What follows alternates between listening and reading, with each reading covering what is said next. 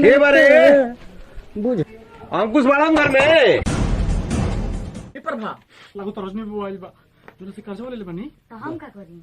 अरे यार जो ना कोती को खेत पकइल बा जी चाचा जी कहाँ बा अंकुश बा वहाँ के तो खेत में गइल बानी। पैसा ले लेके आ खेत बाजार घूमत रहतड़न। पैसा हाँ पैसा कहतनी कर्जा लेके आ गरू भैंस खरीद ले बड़न हमरा से आ कुल खोल के ले जाई कह दिए उनका से। ठीक है चाचा जी। हाँ चेता देता नहीं जरूर कह दिया।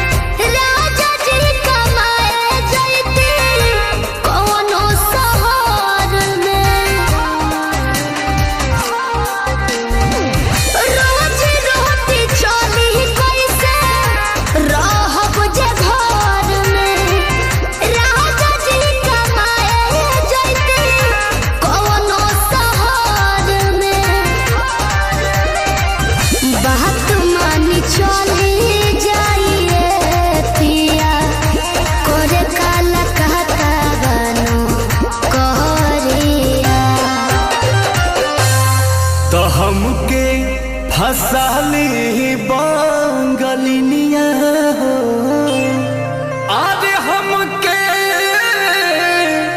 फसाली बांगलिनिया हो तो हमके फसाली बांगलिनिया हो जाइब ना पुरुबोरिया हमके फसाली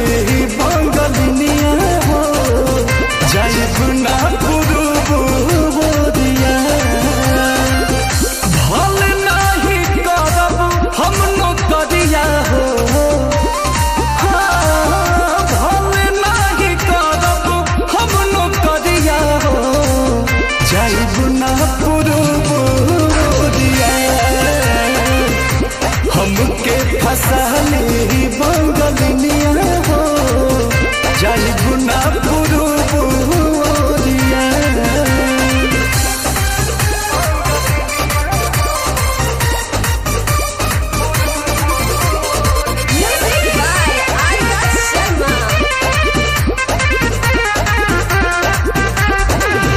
केहू के दिहला करौआ पियब नाही पनिया बहन नाही पारे के हो मोर सवतिनिया।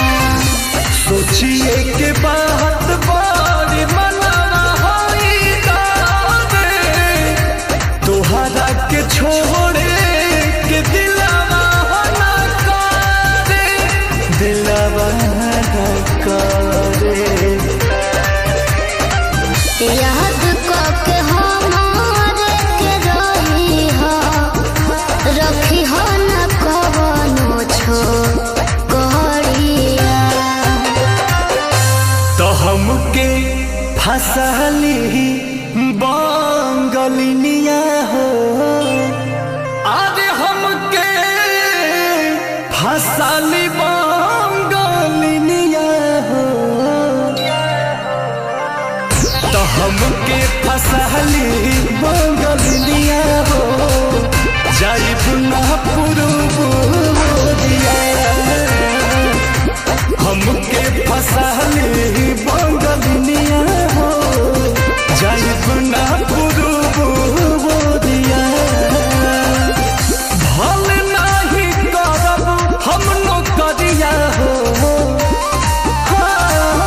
भल नाही करब हम नौकरिया हो जाइब ना पुरुबोरिया।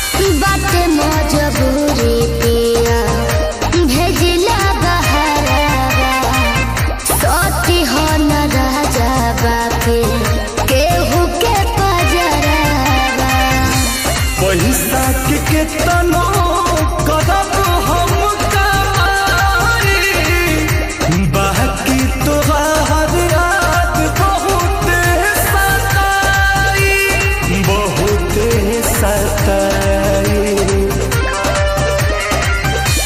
अंकुश राजा बस तूरी हना हमसे सनहिया के डोरिया तो हमके फसली बंगलिया हो आज हमके फसली बंगलिया हो